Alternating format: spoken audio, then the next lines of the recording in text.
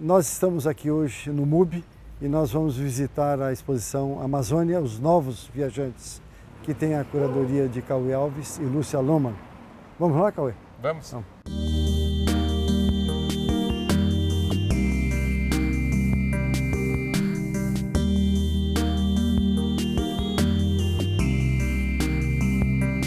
Cauê, essa exposição do MUBI me parece que tem muito a ver com a ideia original do nascimento, da origem do museu, não é? Escultura e ecologia, coisa que eu fiquei sabendo recentemente, nunca tinha me atinado a esse fato, não, de que é museu também de ecologia. É verdade. O MUBI ele nasce como museu nos anos 80, em 1986 começa uma mobilização, depois de que o bosque que tinha aqui nessa área foi derrubado. E por uma questão ecológica, o Jardim Europa se reúne contra a construção de um shopping center que ia acontecer nesse lugar. Então, a causa ecológica estava na origem da mobilização para a criação de um espaço, um museu de escultura e ecologia. Quando Paulo Mendes faz o concurso para construir o prédio, já está nas pranchas do concurso que se trata de um museu de escultura e ecologia.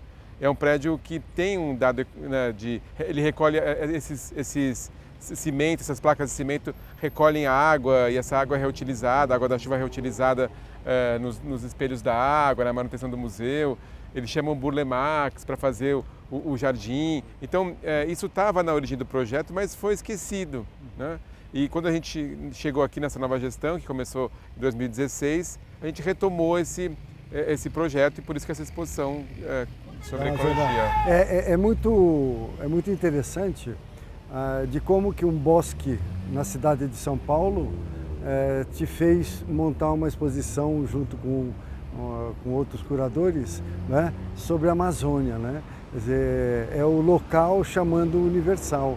E aí ter aqui, então, por exemplo, esse totem de cupins, né, e até a terra arrasada, né, uma questão da terra arrasada, né? Quer dizer, essa questão amazônica do desmatamento, esse trabalho aqui é muito impressionante, tem uma boa síntese, né, do que é a exposição. Não sei se é essa linha do artista, mas tem pequenas gramas que nascem entre os escombros da floresta, não é? O Fernando Limberger, ele está falando do desmatamento, sem dúvida, das queimadas, né, de uma questão que ao mesmo tempo ela é universal, mas também muito local no sentido brasileiro, né? Porque das poucas florestas que sobraram estão aqui no Brasil. E ele plantou, na verdade, sementes de braquiárias, que são esses verdinhos que estão brotando aqui, justamente para falar do desmatamento, porque é o que mais ocorre, né? Grandes áreas são devastadas com tratores, correntes, são queimadas. E depois é uma terra a terra da Amazônia é uma terra muito pouco fértil. Na verdade, ela é muito pobre então essa braquiária ela cresce mesmo quando não tem nutriente algum. Aqui é uma areia, né, tingida de vermelho, mas é areia.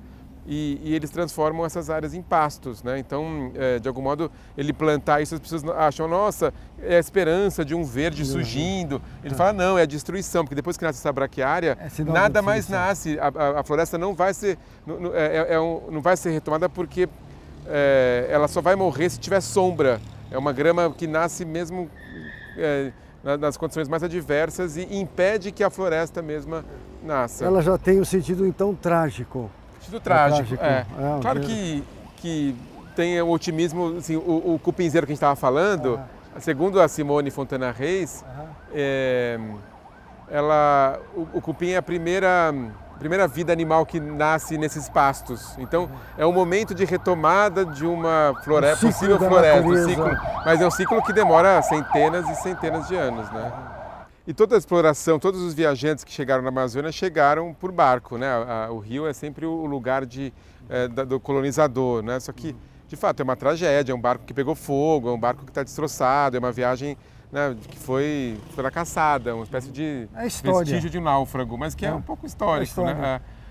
E esse artista, ele coloca junto nesse barco uns ossos ali de animais, de um pouco mitológico. Lá dentro? Lá dentro, dá para ver aqui um pouco, né? Tanto lá dentro como aqui esses ossos, porque muitos animais gigantes habitaram a Amazônia, ou são mitos, que o tamanduá gigante, quer dizer, o tatu gigante, a preguiça gigante, esses grandes animais que já foram extintos, então tem um pouco essa referência aí de um passado que já se foi, né? Como é que você pensou a exposição? Vamos ver aquela...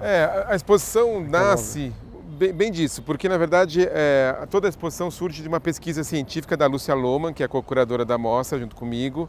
Ela é uma bióloga que tem um trabalho de pesquisar a origem da Amazônia, é um trabalho grande de anos que ela tem desenvolvido lá na USP. E ela fez uma série de expedições para a Amazônia e a última delas, em 2016, ela levou artistas para essa exposição, como os antigos naturalistas levavam também, como Humboldt, von Martius. Era muito comum o viajante levar, né, aquarelistas, ilustradores, artistas. Seriam os fotógrafos da época. Na verdade, cinegrafistas. Até já existia fotografia, mas mesmo assim eles levavam os ilustradores que eles acharam que era mais preciso do que a fotografia não era tão boa naquele momento. Mas até hoje eles levam ainda ilustradores, né? Essa última viagem a Lúcia levou a Gabriela Bergaria, o Léo Chaves e o Gustavo Almeida, que estão os três na exposição. Então a exposição ela tem essa vontade de articular a arte com a pesquisa científica e com a história da arte, a história dos viajantes, que de algum modo a Lúcia seria uma nova viajante, tanto quanto os outros também são novos em relação aos habitantes que já viviam aqui no Brasil e na região amazônica. E essa aqui é a estufa? Mas isso tem a ver com o que a gente estava falando, porque é uma estufa... Mas é com material, com natureza amazônica? São plantas, todas plantas que ele coletou no... do Baraia. Do Alberto Baraia, um artista colombiano, que faz uma coleta de plantas, algumas amazônicas, outras não, mas na verdade todas artificiais. São todas plantas que ele coleta e ele, tal como um cientista, põe etiqueta com o local da coleta. Essa aqui ele coletou em Miami, em 2017, com a espécie em latim, meio que mimetizando o procedimento do cientista, mas revelando um pouco a artificialidade da própria noção de natureza. Hoje em dia o homem manipula a natureza, faz transgênico, faz cruzamentos, cria novas espécies, e a ponto de que a própria noção de natureza vira cultura, não é mais uma natureza como uma força espontânea, natural, ela é produzida pelo homem. Acho que ele escancara isso como uma espécie de ironia, meio que mimetizando os procedimentos científicos, mas também criando um lugar meio de lazer, assim, de convivência. As pessoas demoram para perceber que é artificial a planta. Demora um pouco, mas demoram alguns segundos até daí vai a necessidade do toque, né? Agora, se as plantas são artificiais, o clima é de estufa, porque o clima tá bem, amazônico. Aqui está bem quente. É amazônico aqui dentro.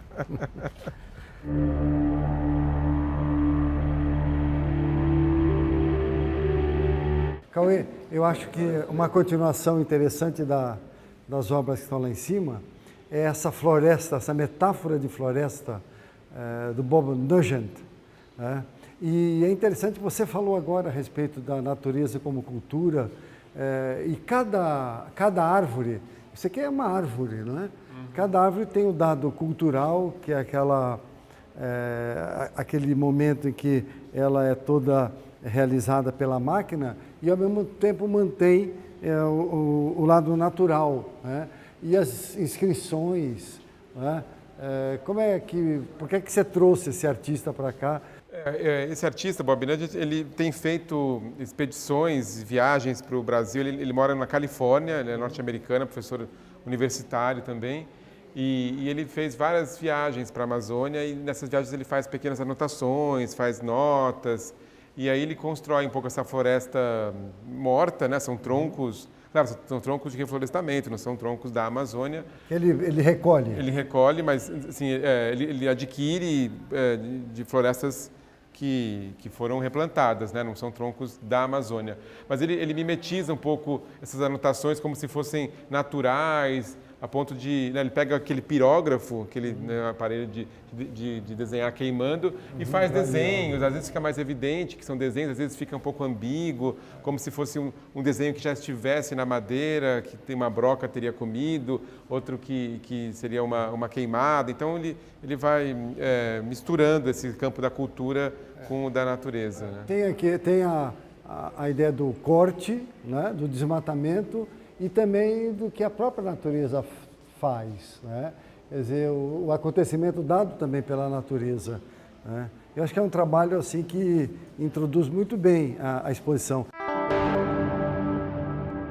Essa ilustração, né, desse naturalista é uma síntese muito boa também da parte histórica, embora tenha outros trabalhos. Esse bico de colher, não sei como é que chamam, é incrível a qualidade estética, né? Essa relação entre arte e ciência, ela fica tênue em alguns trabalhos. Como é que é isso daqui? De fato, eu também achava que ele era muito mais imaginativo, inventivo do que propriamente um registro da natureza, mas depois eu fui procurar e essa espécie existe, ela é amazônica, esse animal pode ser encontrado na Amazônia, então é uma obra que ela é científica e artística simultaneamente, não dá para separar muito esses dois campos. Essas obras que vocês apresentam nesse núcleo histórico são extremamente interessantes. Por exemplo, eu nunca tinha visto fotografias do Flávio de Carvalho na Amazônia. O que é que o levou à Amazônia? Pois é, ele em 1958 resolveu fazer um longa-metragem, um filme chamado A Deusa Branca. Ele selecionou uma atriz loira, toda bonita, que iria interpretar a deusa, que seria sequestrada pelos índios, e porque hipoteticamente teria sido identificado como uma deusa. E ele vai lá fazer esse filme, só que ele acaba se apaixonando pela atriz.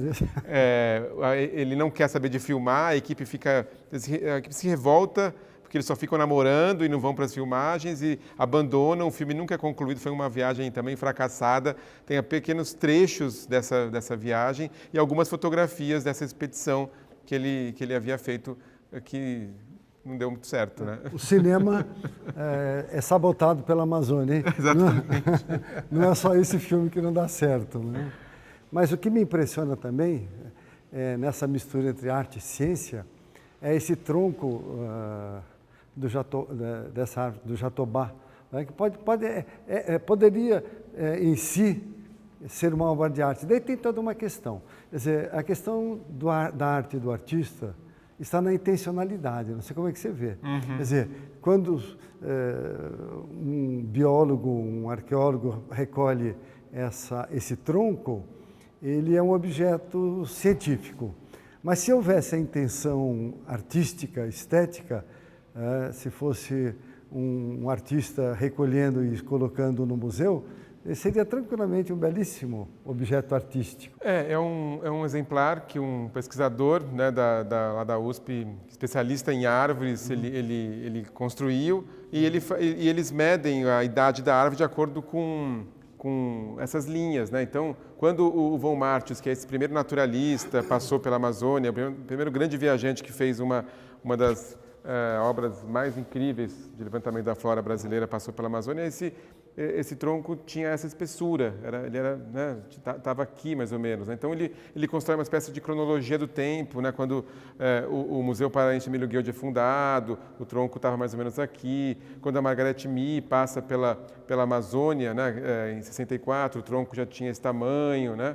E quando ele é derrubado, ele tinha 207 anos, então tem uma espécie de arqueologia. Tem uma beleza, eu concordo, e muitas das peças científicas são muito belas. Tem até no microscópio ali uma película de jatobá mesmo, de uma árvore, mas é linda a imagem, é sedutora, é uma imagem bastante... que não tem a intencionalidade artística, mas tem uma sedução visual que poderia ser arte se um artista reivindicasse isso como tal. Pois né? Isso que eu acho interessante, essa discussão. Qual é o limite entre arte e ciência, né? Quer dizer, por que é produzida, para que é produzida, talvez como é que é produzida. Essa mesa é uma mesa de laboratório, são equipamentos científicos que os cientistas usam para isolar o DNA, para detectar a família das espécies, E a outra mesa ali do lado é uma mesa de coleta, né, que tem os materiais em que, como eles levam para a expedição, a prensa, tudo que eles fazem para coletar essas espécies, e depois as outras mesas são de publicações, basicamente, né? Mas eu acho que essa mistura, no sentido de que eu tenho aqui um objeto científico, que é a prensa, mas eu tenho ali também um fotógrafo que foi para a expedição e fez trabalhos, fez fotos que podem ser vistas como registros científicos, mas também é a invenção dele, não tem nenhuma função prática na exposição, essas fotos das prensas mesmo, né? Agora, um fenômeno interessante, eu vi em várias exposições, seja em galerias, na Documenta de Cássio ou algumas bienais, mesas como estas, né, que são consideradas como uma instalação, um objeto de arte, né? Em São Paulo ou no exterior, isso aqui, dependendo da circunstância em que é colocada, é um objeto de arte, né?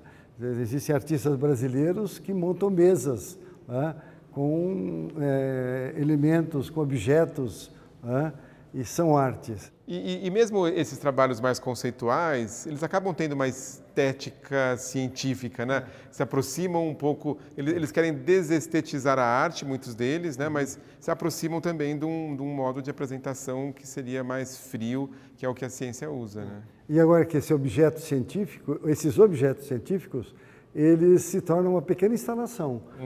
Esteticamente é primorosa. Né? É um podão, assim que eles pegam as espécies mais altas, né, com esse instrumento, e ao lado tem um crasber, que é uma folha, porque eles cortam as folhas justamente com esse podão.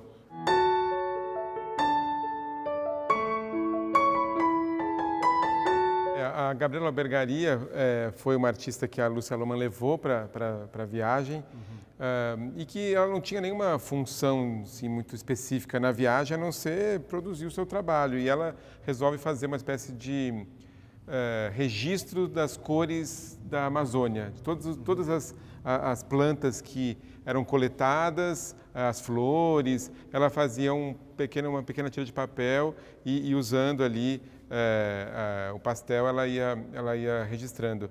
E isso é interessante porque tudo que eles pegam na Amazônia e trazem para estudar depois no herbário, perde a cor, né? Fica tudo escuro. Até lá na frente a gente vai ver uma essicata, que é o que eles chamam, né? Dessas, a vegetação vai perdendo a cor. Seca, né? E aqui na frente... Então, isso aqui seria a pele da Amazônia. A paleta de cores da Amazônia. E esse aqui? E aqui é uma ilustradora científica que, a princípio, não tem nenhuma intencionalidade artística. Ela ilustra um artigo científico da própria Lúcia Lohmann, mas ela não foi para a Amazônia, mas ela fica registrando aquilo que eles trazem de lá, né? E aí não tem nenhuma cor, é muito mais a forma, né? O que interessa é um pouco certos processos que ilustram as teorias científicas que ela elabora. É interessante... aqui a forma sem a cor e ali a coloração, né? E está uma do lado da outra. Quer dizer, cabe agora ao visitante imaginar aquelas cores aqui. Essa grande sala onde estão as obras de maior presença física, então, e fortemente do núcleo artístico, de fato, Krasber, Cláudio Andujar, Alberto Baraia, Maria Martins. Mas toda a exposição, todas essas vitrines que tem na exposição, desde lá do começo até aqui, estão pontuando, então é sempre um paralelo entre os viajantes históricos e os artistas modernos e contemporâneos. E ali onde a gente estava era o núcleo mais científico, naquela parte onde tinham as mesas, as peças de laboratório, mas também havia ao redor ali obras de arte. Então, a ideia não foi isolar assim, ciência da arte e da história, porque justamente o que nos interessa é fazer com que elas se cruzem, porque nenhuma delas isoladamente daria conta da Amazônia. É interessante que aqui no núcleo artístico, o núcleo da arte, nós temos o Mosqueta que repete o procedimento dos naturalistas, né? Copiando a folha, É esse método dele mesmo, assim que ele trabalhou? É uma espécie de ficção que ele constrói, né? Ele parte de fotografias antigas dos naturalistas, mas ele manipula essas fotografias e coloca essas folhas que possuem esse tamanho natural como se elas fossem gigantescas em relação ao corpo do índio.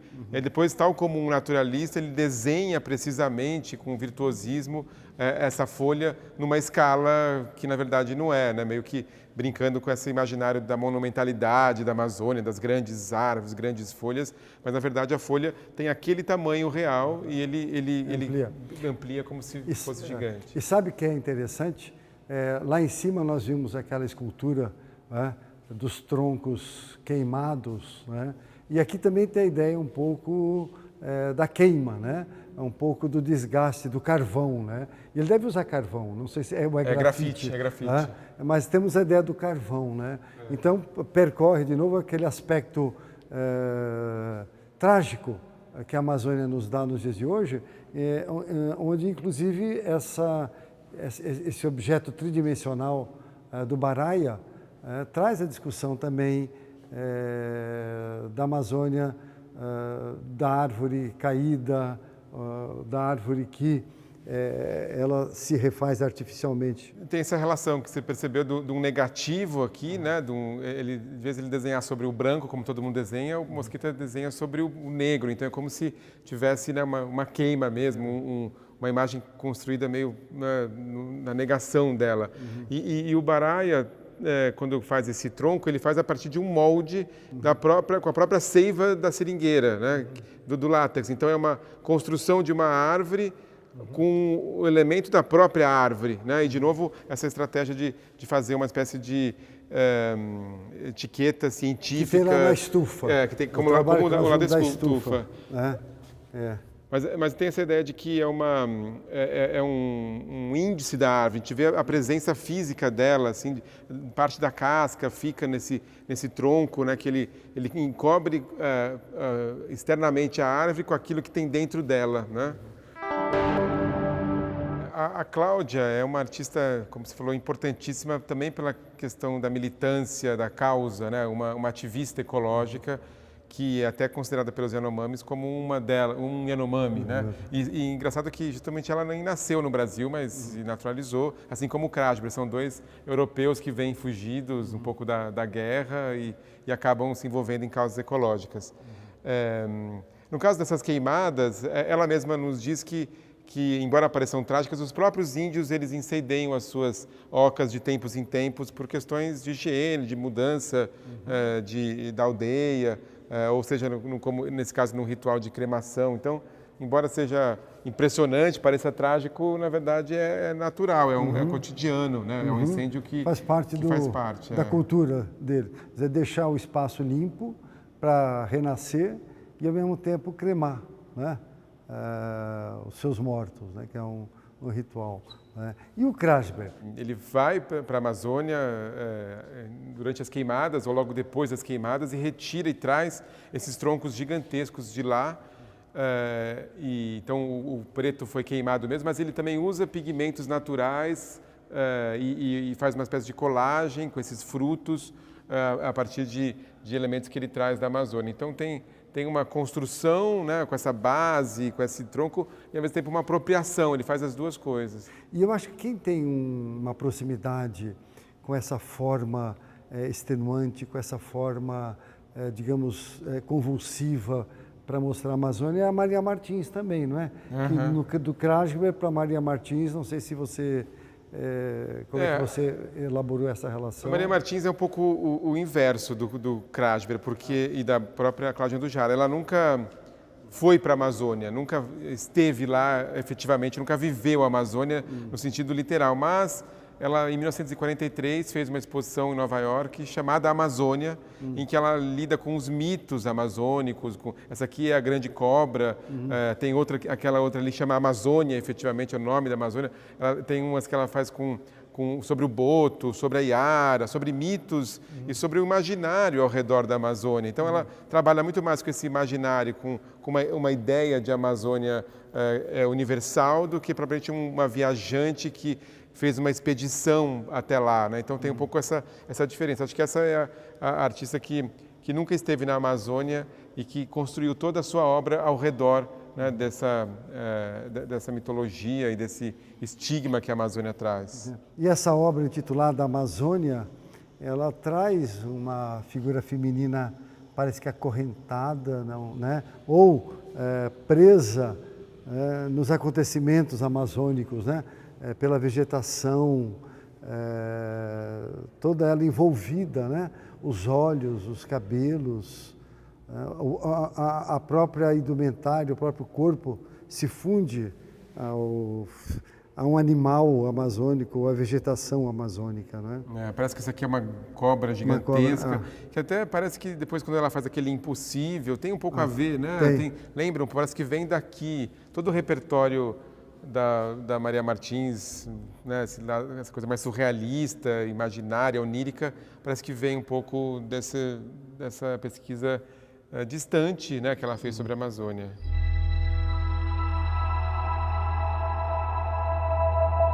Eu acho muito boa essa relação entre arquitetura, museu, espaço de arte e universidade, né? Eu acho que ela sintetiza muito bem essa relação necessária, cada vez mais necessária, eu acho, né? Quer dizer, o museu está relacionado com a universidade e vice-versa, né? E também discutir a partir do ambiente, do projeto do Paulo Mendes, né? A questão da ecologia. Muito da exposição surge também como demanda do espaço, porque aquela área externa é sempre um desafio gigantesco. O que você vai expor naquela área que é maior do que essa e tem que ser trabalhos que tenham uma espécie de impacto, de presença visual, porque senão a arquitetura engole completamente, a obra de arte some ali, né? Então, também foi pensando diálogos com o espaço. O Krasber, né, tinha que ter uma peça central, imponente, que tomasse conta um pouco desse espaço, senão ia parecer que estava faltando alguma coisa, né? Porque esse museu é um pouco feito para escultura. Então, se eu não exponho algo tridimensional aqui, sempre fica meio um buraco. Então, também tem a gente trabalhava pensando no modo como poderíamos ocupar essa sala.